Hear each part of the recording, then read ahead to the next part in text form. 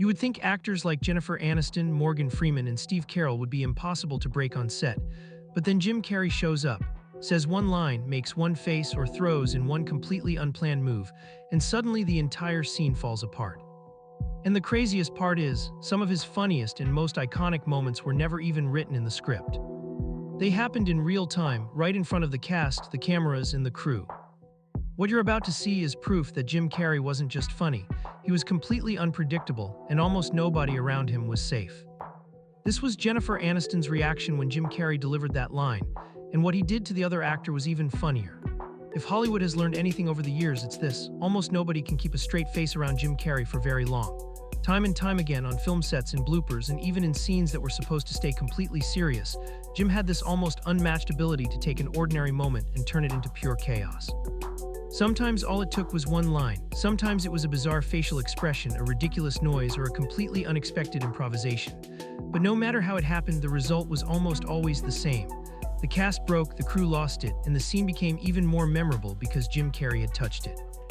Take Liar Liar, for example. The script already included that painfully awkward elevator scene, so the setup was funny from the very beginning. But Jim Carrey was never the kind of actor who settled for something being merely funny. He had a natural instinct to push a moment one step further, to inject some absurd little detail or unexpected twist that made the entire thing feel bigger, stranger, and somehow even more hilarious. That is exactly what happened there. The scene was already designed to be embarrassing and ridiculous, but Jim added his own unpredictable energy to it, and suddenly it became the kind of moment where you can almost feel everyone around him struggling not to completely fall apart laughing. The same kind of magic happened during an outtake from Yes Man. The scene had already started slipping out of control, the rhythm was off, and most actors would probably have tried to reset and steer everything back to normal. Jim naturally did the opposite. Instead of calming the chaos, he leaned straight into it and somehow made the whole thing even worse in the most entertaining way possible. That was always part of his genius. He didn't just recover a broken take, he transformed it into something far funnier and more alive than the original scripted version ever could have been. In another moment, he casually tossed out a line so sudden and so unexpected that the entire cast cracked up on the spot. It was the kind of joke that seemed to come from nowhere, landing so quickly and with such strange timing that nobody had any chance to prepare for it. Jim always seemed to know the exact instant to strike, the exact point where he could interrupt the rhythm of a scene with something so ridiculous that everyone's concentration shattered instantly. That talent made him dangerous in the best possible way. If you were in a scene with Jim Carrey, you were never fully safe. At any second, he could say or do something that sent the whole moment spinning off the rails. Then there were those Yes Man bloopers where the scene looked finished, where everything seemed to be winding down and everyone probably assumed the take was finally over. But with Jim Carrey, over didn't always mean over. He had this mischievous instinct to wait until everyone relaxed, flash that familiar smile, and then slip in one last suggestive or ridiculous line right at the perfect moment. And just like that, the room would explode all over again. He had an almost supernatural sense of timing, as if he could feel the exact second when everybody's guard dropped and knew that was the moment to strike. On another day, a sketch was unfolding normally, sticking closely to the script and following its intended rhythm, when Alan delivered a line that instantly broke Jim himself. That was one of those rare reversals that made the moment even funnier. The man who is usually responsible for making everybody else lose control suddenly couldn't hold it together either. And somehow that made the entire thing even better.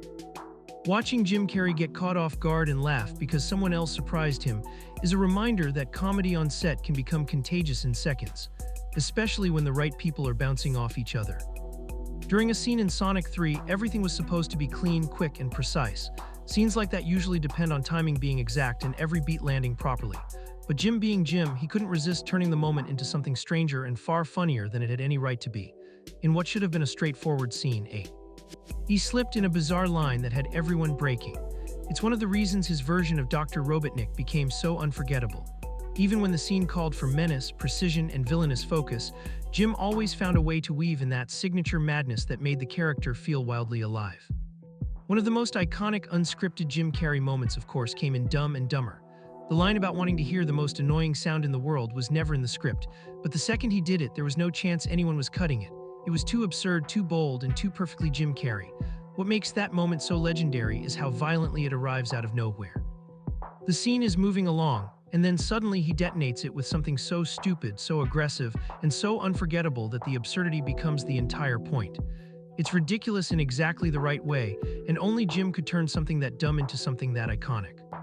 Then in the second Dumb and Dumber film, a scene was progressing normally until Jim suddenly started swaying for no reason at all, wearing that impossible-to-ignore smile of his. It was such a small choice, such a minor physical detail, and yet it completely took over the moment. That was part of his brilliance. He didn't always need a giant punchline or some huge piece of physical comedy to wreck a take. Sometimes a strange movement, an odd little facial expression, or a bizarre shift in body language was enough to distract everyone in the scene and turn a normal moment into something hilariously unhinged. In Bruce Almighty, everything was moving along just fine until Jennifer Aniston's character mentioned her blood type. For most actors, that would have been a throwaway line, something to hear and move past without a second thought. But for Jim Carrey, it instantly became an opening. The moment he responded in that playful, suggestive way, Jennifer's reaction said it all. That is one of the reasons his improvisation worked so well so often. He didn't just toss out random jokes for the sake of it. He knew how to land a line in a way that created a real reaction from the actor across from him. There was chemistry in it, timing in it, and a kind of instinctive mischief that made the exchange feel spontaneous, alive, and much funnier than anything written on the page. Still, in Bruce Almighty, Jim managed something even rarer. He got Morgan Freeman to break character. That alone says a lot about how dangerous Jim's unpredictability could be on set. Morgan Freeman has that rare kind of calm, controlled presence that feels almost impossible to shake. He carries himself with such natural authority that you assume nothing could throw him off. And yet, Jim did exactly that. He created a moment so strange, so unexpected, and so genuinely funny that even Freeman couldn't stay completely composed. When you can make Morgan Freeman crack, you know you've entered a very special level of comedic chaos. During the filming of Sonic the Hedgehog, one particular scene was clearly built around tension. It was supposed to have that classic dramatic friction between hero and villain, the kind of exchange that relies on sharp energy and controlled hostility. But Jim, as always, couldn't resist bending the moment in a different direction. He improvised anyway, and the result was so ridiculous that all that carefully built tension melted into laughter. That contrast is part of what makes him so entertaining to watch. He can stand right in the center of a scene designed for seriousness and still inject madness into it without completely breaking the world of the character. In I Love You, Philip Morris Rodrigo Santoro was in the middle of his line when Jim suddenly shattered his concentration. It wasn't just that Jim said something funny. It was the audacity of the timing, the boldness of the interruption, and the way he refused to let the scene remain clean, controlled, and predictable. You can almost pinpoint the exact second Rodrigo loses focus, because once Jim turns that energy on, even highly experienced actors find themselves defenseless against it. He had a way of attacking the rhythm of a scene so suddenly that nobody had time to brace for impact. Then there's Eternal Sunshine of the Spotless Mind, a film remembered for its restraint, its sadness, and its delicate emotional atmosphere. So many of its best scenes depend on silence, softness, and subtle feeling. And yet, even in a film like that, Jim still carried that unpredictable spark. There were moments where his presence introduced tiny cracks of laughter into a world that otherwise asked for tenderness and quiet. That's one of the things that made him such a fascinating actor. Even in films far removed from his broadest comedy, he still gave off that feeling that anything could happen at any second.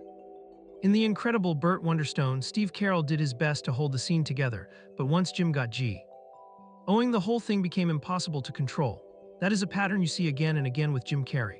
Other brilliant comedians enter a scene ready to play, ready to match energy, ready to stay in command of the moment, and then Jim suddenly twists everything sideways into something nobody anticipated. At that point, the scene stops being merely funny. It becomes unstable in the most entertaining way possible, as though the entire take is now hanging by a thread. And again in Sonic, Dr. Robotnik may have had perfectly normal lines written on the page, but once Jim was given room to improvise, the character became far stranger and far more entertaining. Giving Jim creative freedom was like pouring gasoline on a flame. Instead of taking the safe route, he pushed the moment into weirdness, exaggeration, and unpredictability. The result was a performance that felt much more alive than anything locked too tightly to the script. That's what improvisation did for him. It didn't just make scenes funnier, it made them feel electric. The same kind of magic was all over Ace Ventura. Jim had this incredible talent for creating tiny moments that might not look important on paper, but once he performed them, they became unforgettable. Sometimes it was just a glance. Sometimes it was the sound of a line, the rhythm of a pause, or one bizarre little gesture that lodged itself in your brain forever. Those details are a huge part of why his comedies became so iconic. He never just delivered a line. He attacked it from an angle nobody else would have thought to use. A perfect example is The Truman Show. A lot of people still don't realize that the famous mirror drawing scene was never in the script at all. Jim Carrey simply started doing it, and somehow that spontaneous piece of business became one of the most memorable visual moments in the entire movie. That tells you everything about his instincts. He could invent something on the spot that felt playful, revealing, emotionally right, and visually unforgettable all at once. Very few actors can create a moment like that from nothing and make it feel as if it had always belonged there. Back in Ace Ventura, there was another one of those wonderfully peculiar scenes nobody had asked him to do.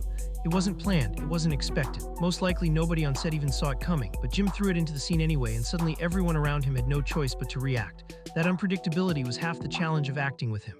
When you worked opposite Jim Carrey, you weren't simply following a script. You were trying to survive whatever detour his brain decided to take in the middle of the take. Even the makeup wasn't safe during How the Grinch Stole Christmas. In one moment, Jim bit the prosthetic nose and instantly derailed the scene. It's such a tiny, absurd action, and yet it captures his chaotic brilliance perfectly. He didn't treat a take as something delicate and sacred that needed to be protected at all costs. If a funny impulse hit him, he followed it immediately. That willingness to trust instinct, no matter how weird or inconvenient it might be, is one of the reasons so many of his behind-the-scenes moments became legendary. And yes, as unbelievable as it sounds, in just a few seconds Jim made an origami goose during a courtroom scene in Liar Liar. It's the kind of detail that sounds made up until you actually see it for yourself. Moments like that almost feel unfair, as if you were functioning on a completely different wavelength from everyone else in the room. While other actors are focused on dialogue, timing, and camera marks, Jim is casually inventing some surreal little visual gag that nobody expected and somehow making it part of the scene. Even in a zombie apocalypse sketch, where he was only supposed to give Pete Davidson a light tap with a bat, Jim still found a way to escalate it into something far bigger. Not literally, of course, but in comedic terms, he turned a small beat into a full-on assault. That was always his instinct: go harder, commit more, push the absurdity past the point anyone originally imagined. And because he committed so completely, it never felt half-hearted, it felt explosive. In The Cable Guy, he threw in an improv that referenced Leatherface, creating one of those wonderfully deranged Jim Carrey moments that feels like it arrived from some other planet. It wasn't required, it wasn't expected. And that's exactly why it landed. Jim loved pulling from places nobody thought he'd go, grabbing something strange or unsettling and twisting it into comedy. That tension between weirdness and humor was one of his trademarks. Back on In Living Color, there was a stunt built around crashing through a wall with style. On paper, it probably sounded fantastic. In execution, the wall had other ideas. It refused to cooperate, and naturally the one who paid the price was Jim himself. But somehow, even when things went physically wrong, the result still ended up funny. With Jim Carrey, a failed stunt never really felt like a ruined take. It felt like the beginning of a different joke, one that might end up being even better than the original plan. Something similar happened in Liar Liar during the moment where Fletcher simply had to run to his ex's house. It should have been easy, straightforward, nothing especially complicated, but then came a stumble and suddenly the whole scene gained a new layer of frantic physical comedy. Jim was one of the great physical comedians of his era, and moments like that are exactly why. He didn't just recover from accidents. He absorbed them, reshaped them, and folded them into the performance so naturally that they felt like part of the design. The Yes Man script also did not include that random musical beat where Jim suddenly started singing the Beatles. And the best part is Zooey Deschanel's reaction. It's so immediate, so genuine, and so charming that nobody would ever want to cut it. That's often what makes an unscripted moment truly special. It isn't just the joke itself, it's the real human response it pulls out of everybody else. Jim had a remarkable ability to create those reactions without warning. In Fun with Dick and Jane, the robbery scene was already falling apart before Jim decided to push it even further into absurdity. That's another thing he did so well. If a scene was already unstable, he didn't try to stabilize it. He made it wobble even harder. And at the end of another moment in that film, he added something that definitely wasn't scripted, but in its own awkward, ridiculous way, it came off almost romantic. That was another side of his comedy. It could be completely ridiculous and strangely sweet at the same time. There's also a Bruce Almighty scene that seems simple on the surface, until you realize Jim Carrey starts laughing uncontrollably in the middle of it. After take, with everyone else joining in, it became obvious that no one on that set was going to keep a straight face anymore. Sometimes the funniest thing isn't even the line itself. It's the moment when everyone quietly understands that the scene is beyond saving and just gives in to the laughter. Even in Dumb and Dumber 2, during a scene that was supposed to keep all focus on a phone call, Jim found a way to sneak in a coffee cup and just wait for the right moment for someone to notice it. That kind of slow-burning silliness is so specifically his. He didn't always have to go big. He didn't always need shouting or flailing or some giant physical gag. Sometimes he just planted one weird visual detail and patiently waited for it to sabotage the scene at exactly the right time. In Ace Ventura, When Nature Calls, when his character learns that the tribe had never been exposed to disease, Jim responds in the most outrageous way possible, turning the setup into this grotesque little burst of physical comedy. It's a completely unnecessary escalation, which is exactly why it works so well. Jim's comedy thrived on taking a normal comedic beat and pushing it one step too far, right to the edge where it becomes unforgettable. Back in Liar Liar, another courtroom scene became pure Jim Carrey chaos. None of that extra business was in the script. It was just Jim reminding everyone that if he was in the room, even the most formal setting imaginable could be turned into a playground. Under his control, a courtroom didn't stay rigid and serious for long. It became another stage for complete mayhem. Nobody expected him to fall from the ceiling in fun with Dick and Jane, but when it happened, he improvised immediately. That kind of instant adjustment is one of the clearest signs of a truly great comedian.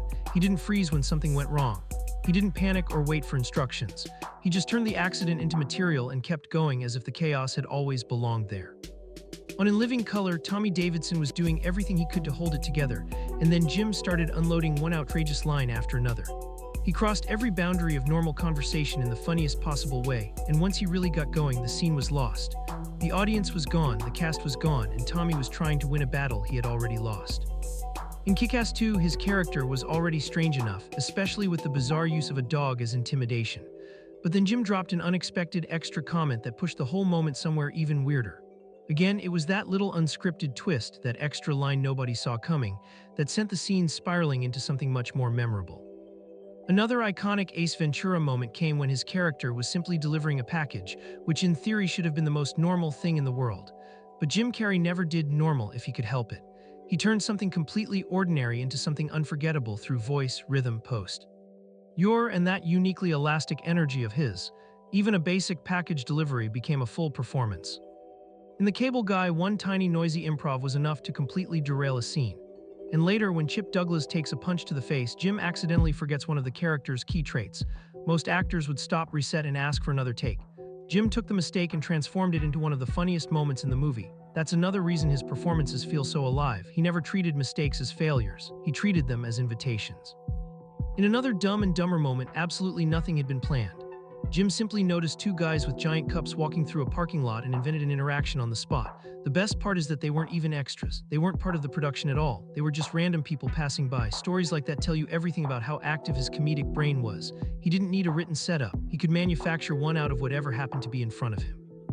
There's also a hilarious blooper from Sonic the Hedgehog 3 involving Jim Carrey and James Marsden. Even in what should have been a simple exchange, Jim couldn't resist taking the dialogue somewhere weird enough to break everybody.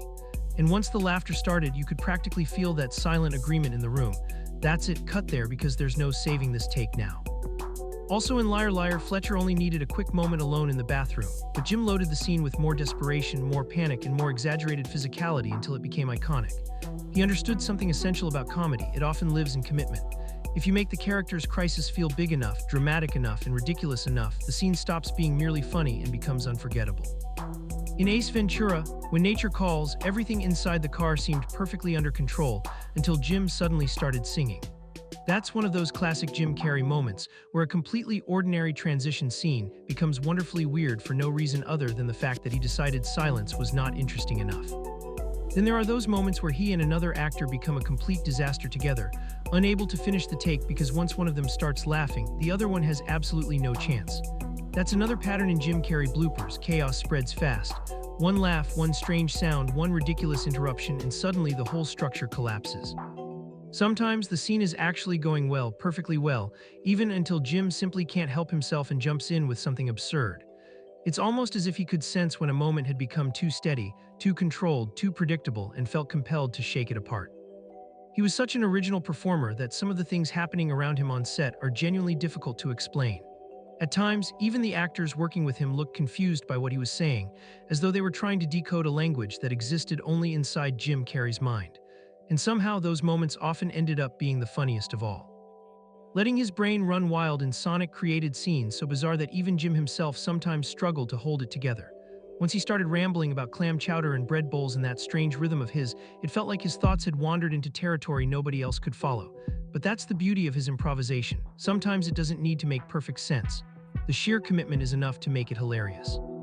Of course, not every mishap was his fault. Sometimes he missed a catch, sometimes something slipped, sometimes the mistake came from somewhere else entirely, but even then it usually turned into laughter because Jim always knew how to react. And if someone else made the mistake, even better. He never wasted an opportunity to tease a friend or turn their error into a new joke. There are also moments where it becomes nearly impossible to explain what was going on inside his head. He would suddenly launch into some bizarre tangent about a time machine or prehistoric times, and all anyone else could do was stand there, laugh, and let the madness unfold. That was part of what made him feel so special. He wasn't neat, he wasn't predictable. His comedy often felt almost alien. In Lemony Snicket's A Series of Unfortunate Events, he turned a simple scene into total absurdity so quickly that nobody could keep a straight face. He bent words, twisted meanings, and let the dialogue collapse into nonsense in a way that felt uniquely his. One of Jim's great talents was making language itself feel unstable, as if the line might slip out of shape at any second. The iconic Frisbee moment with Milo in The Mask is another perfect example of how well Jim handled the unexpected. The dog wasn't even supposed to do that, but Jim adapted instantly, stayed in character, and kept the energy alive. Great comedians don't just deliver jokes, they know how to dance with accidents and turn them into something better. Also in The Mask, that unforgettable line, "It's party time, party because I gotta," was never written in the script. Jim came up with it on the spot, and it became one of the most quoted moments in the movie. The same goes for "Somebody Stop Me." That line wasn't scripted either. He looked in the mirror, improvised it, and ended up creating one of the most iconic catchphrases in comedy history. That's the level of instinct he had. He wasn't just delivering memorable moments, he was inventing them in real time. In Mr. Popper's Penguins, an otherwise ordinary scene suddenly became hilarious because of Jim's reaction. And even his interaction with the penguins had that same spontaneous quality, as if he were discovering the comedy in real time and treating them like actual scene partners. He was never the kind of actor who kept a safe distance from absurdity. He threw himself directly into it. In Me, Myself, and Irene, Charlie was simply saying goodbye to his kids when Jim suddenly improvised a completely unexpected request, turning a normal farewell into another laugh-out-loud beat. That tension between ordinary situations and completely unordinary behavior is one of the reasons he was so watchable. You never knew when something normal was about to become ridiculous. Even Courtney Cox in Ace Ventura could only hold it together for so long. Around Jim Carrey, eventually the composure cracks. In Batman Forever, during a scene that should have stayed tense, nobody expected him to interrupt the mood with a bizarre little comment about the jacket. But that was Jim. Even in full comic book villain mode, even inside a character as theatrical as the Riddler, he still found extra little ways to make the moment weirder and more memorable. And then there's The Grinch. That famous list of excuses not to go to dinner was already funny enough on its own, but what many people still don't realize is that much of it was improvised. And that makes the scene even better because it means all that escalating nonsense, all that manic brilliance, all that beautifully chaotic energy was coming straight out of Jim Carrey in the moment. Honestly, that might be the clearest proof of all. With Jim Carrey, some of the funniest, strangest, most iconic moments were never planned in advance. They happened because he trusted an impulse no one else saw coming and somehow turned it into comedy gold. And honestly, that may be the clearest proof of all. With Jim Carrey, some of the funniest, strangest, and most unforgettable moments were never planned at all. They happened because he trusted an impulse nobody else saw coming and somehow turned it into comedy gold. So if you want more behind-the-scenes moments like this, more iconic actor breakdowns, and more stories about the scenes that became legendary for all the wrong reasons, make sure to like the video, subscribe, and stick around because the next one is just as chaotic.